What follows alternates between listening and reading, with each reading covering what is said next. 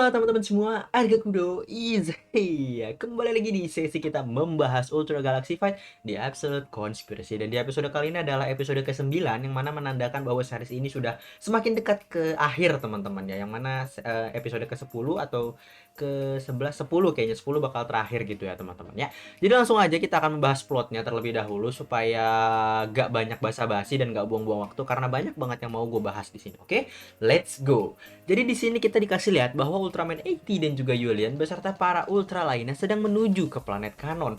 Untuk apa? Untuk menghadiri Galactic Federation Peace Conference, teman-teman. Atau bahasa gampangnya itu pertemuan kedamaian antar galaksi. Yang mana kemungkinan akan membahas tentang masalah si Tartarus ini, teman-teman. Singkat ceritanya, mereka pun diserang dan pesawat mereka itu terjatuh ke dalam sebuah planet yang bernama Planet Ebil.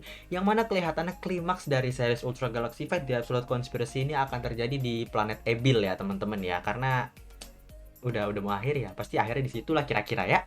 Meledaklah pesawat itu teman-teman dan semuanya tuh mati karena ledakan kecuali Ekti dan juga Yulian. Mereka pun sudah disambut oleh Fear Demon Zetto dan keluarga bahagia Zeton yang udah dibikin lebih banyak. Kenapa? Karena di episode sebelumnya kan sudah dikalahin sama Taiga, Titus dan juga Fuma dan juga Andromelo serta Ultraman Reboot. Mereka sudah mengalahkan semua pasukannya Fear Demon Z gitu teman-teman. Jadi ini dibikin lagi dan dinaikkan jumlahnya menjadi 2 kali lipat seperti itu. Nah, kita lihat di sini kemudian Fear Demon Z memegang Yulian seakan mau ngelakuin sesuatu terhadap Yulian. Yang mana setelahnya kita lihat Tartarus itu juga mau menculik si Yulian ya, teman-teman ya. Mungkin karena dia keluarga royal ya, teman-teman ya. Oke, singkat cerita, Ultra Sign ini dikirim ke planet Ultra dan Ultra Father nyuruh Ultraman Taro untuk mengirim pasukan penyelamat secepat mungkin. Mebius dan Taiga pun bergegas, teman-teman. Namun di sini Z ini kekeh banget nih teman-teman, pengen ikut karena dia juga merasa dia itu bagian dari Intergalactic Defense Force. Nah, karena ya kekurangan orang dan keadaannya mendesak, jadi Z diizinkan sama Mebius. Sampailah mereka bertiga, di mana ada kejadian lucu di sini, di mana Fear Demon Z itu nanya, "Lu pada siapa?" Terus dijawab sama Ultraman Z, "Oh, jadi lu Fear Demon Z? Kenalin, gue Ultraman Z dan gue kesel banget karena nama lu sama gue."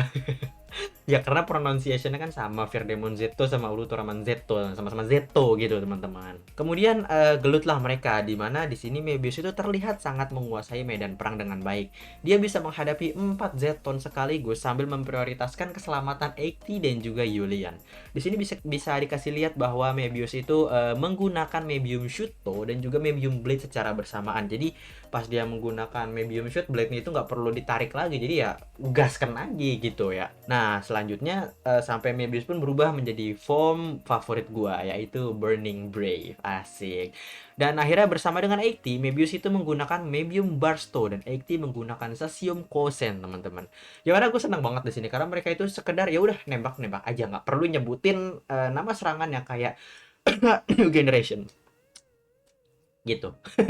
Nggak, canda-canda. Tapi memang kalau gue prefer lebih nggak disebutin nama serangannya gitu. Nah, kemudian apa namanya ya tinggal kita lihat aja di sini Ultraman Z yang mana menjadi beban. Sampai dia harus di backup sama Taiga, teman-teman. Di sini Taiga ini nyuruh Z buat kalem ya, teman-teman ya, terus kerja sama sama Taiga. Tapi ya namanya Ultraman baru belum berpengalaman, Z pun nggak ngedengerin Taiga dan egois. Dia ya akhirnya tahu sendirilah gimana dia. Tersungkur dan diajar abis-abisan. Seperti itu. Datanglah kemudian Zero dan pasukannya dengan bilang, "Kalau lu mau jadi murid gue masih terlalu cepat 20.000 tahun." Yo, itu kata-kata andalan Zero banget tuh teman-teman. Langsunglah mereka membalikan keadaan dan Zero yang udah nggak usah ditanya lah pengalamannya seperti apa. Ultraman Reboot juga, terus Andromelos apalagi. Kemudian Jonius yang lincah, Titus, terus juga Fuma, terus juga Grigio yang juga ikut andil dalam pertarungan ini. Z di sini kegirangan karena Zero datang dan sambil dia ngomong Shisho atau Master gitu. Sampai Zero tuh kesel dan di sini dia bilang, "Gue tuh nggak inget pernah ngangkat tuh jadi murid gue." Kesel dia. Kemudian dia nyuruh Z bilang gini, "Nih ya Z, kalau lu mikir lu bisa ngelakuin semuanya sendirian, berarti lu nggak tahu apa yang penting. Diem lu di sini dan liatin," disuruh sama Zero. Jadi secara nggak langsung Zero itu udah ngajarin Z dan secara nggak langsung jadi guru nggak langsung gitu. Oke ya, katanya Zero seperti itu dan team up lah di sini Taiga dan juga Zero di mana Zero menggunakan Z Riser. Kita lihat di sini Taiga dan Zero melakukan Emerium Slash. Kemudian Waido Shutonya yang masing-masing menghancurkan Zeton, teman-teman. Kemudian Titus dan juga Jonius yang masing-masing menggunakan Polonium Buster dan juga Polonium Beam atau Kosen. Fuma menggunakan Light Wave Shuriken dan Ribut menggunakan Remote Kata, teman-teman. Andromelus yang easy peasy lemon squeezy banget menggunakan double lancernya mengalahkan 3 Zeton sekaligus seorang diri. Mantap jiwa, teman-teman. Kemudian Yulian menggunakan Ultra Beam sementara Grigio menggunakan Grigio Shuto. Kalah lah semua Zeton yang ada.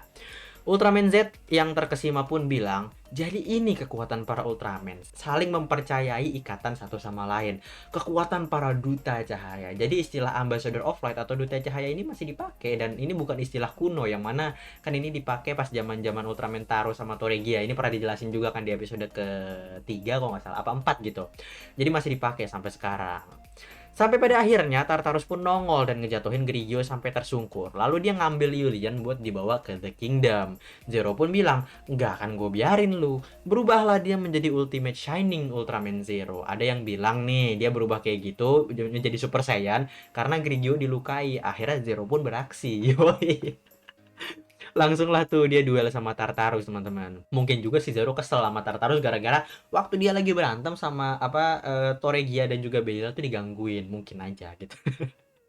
Ya pasti kesel lah si Zero gitu ya, teman-teman ya.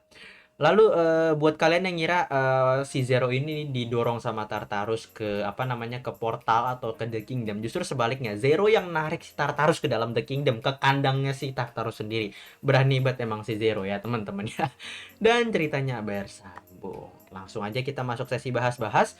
Pertama gue pengen bahas pesawat Ultraman 80, teman-teman. Karena ini sebenarnya nggak terlalu penting sih, tapi karena banyak yang nanya ke gue ya, teman-teman. Kok Ultraman punya pesawat sih? Padahal kan mereka bisa terbang gitu ya.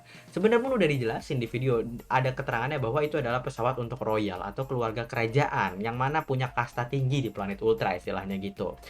Istilahnya kalau di sini tuh kayak mobil presiden lah istilahnya gitu ya, teman-teman. Mobil spesial, mobil khusus untuk presiden. Kan presiden bisa jalan tuh, bisa jalan, tapi punya mobil presiden, punya pesawat presiden, kira-kira seperti itu. Ya walaupun nggak terlalu penting untuk dibahas ya, cuma karena banyak yang nanya ke gua via DM, jadi sekalian aja dibahas begitu. Kemudian, kenapa pasukan penjaga Ultraman 80 dan juga Yulin dibiarin mati dan tidak diselamatkan? Kan bisa dibangkitin juga, Bang. Alasan paling logis adalah pengawal manapun, pengawal kerajaan manapun pasti memprioritaskan keselamatan keluarga kerajaan di atas apapun. Mereka rela mati dan berkorban demi menyelamatkan Yulin dan juga Ekti. Gampangnya begitu. Lalu kenapa nggak dibangkiti lagi, Bang, sama Yulian? Satu, mereka dalam keadaan terdesak dan mereka sudah disambut sama keluarga bahagia Zeton. Lalu kedua, sebenarnya makhluk penghuni planet Ultra itu susah banget sebenarnya buat dibunuh, teman-teman. Dan bisa dibangkitin lagi seperti yang Ultraman-Ultraman pernah kita tonton begitu, teman-teman. Tapi itu membutuhkan tenaga yang teramat sangat besar, teman-teman, dan energi yang lumayan banyak. Jadi ya nggak sempet aja gitu. Dan Mirai Hibino pun pernah bilang bahwa kemungkinan untuk dibangkitkannya para Ultraman itu dari mati itu adalah hal yang nggak pasti, teman-teman. Jadi chance-nya itu 50-50. Kalau misalkan selamat, hitungannya itu adalah keajaiban. Tapi kalau misalkan nggak bisa dan dia mati, ya udah mati gitu aja, teman-teman. Jadi selama ini ya kita lihat keajaiban dari Ultra Mother atau keajaiban Ultraman yang bisa nge-revive temennya gitu, teman-teman. Jadi chance 50-50 kalau penduduk planet Ultra, teman-teman. Kalau yang Ultraman lain itu kan bukan penduduk planet Ultra, jadi nggak dihitung gitu. Lalu kenapa Mebius, Taiga, dan juga Z itu cepat banget datang ke planet Ebil, teman-teman? Padahal Ultraman 80 dan juga Yulin pun harus memakai pesawat yang mana menandakan perjalanannya itu jauh, teman-teman. Kan di situ ada Mebius ya, teman-teman ya. Dan Mebius itu pernah kita lihat dia menggunakan sebuah teknik yang bernama Twinkle Way. Twinkle Way itu adalah istilahnya adalah sebuah portal untuk teleport ke satu tempat ke tempat lainnya lah, istilahnya begitu ya, teman-teman. Nah, Mebius itu dia bisa pakai Twinkle Way. Sebenarnya semua Ultraman dari planet Ultra atau Nebula M78 itu bisa memakai Twinkle Way atau beberapa Ultraman khusus aja. Kalau gua salah koreksi aja, teman-teman. Tapi setahu gua warga-warga Ultraman yang dari Nebula M78 itu bisa menggunakan Twinkle Way itu. Cuman kita belum melihat Taiga bisa menggunakan teknik ini. Jadi dan Z juga bukan merupakan Ultraman dari planet Ultra atau Nebula M78 karena Z punya warna hitam di badannya. Dan warna hitam bukan merupakan warna alami dari penduduk Nebula M78. Jadi kemungkinan Z itu ada dari planet lain, teman-teman, gitu. Nah, technically Z itu nggak bisa, cuma Mebius atau Taiga doang di situ yang bisa. Terus kan Bang, Daina pernah juga tuh di movie yang sama di Ultra Galaxy Legend.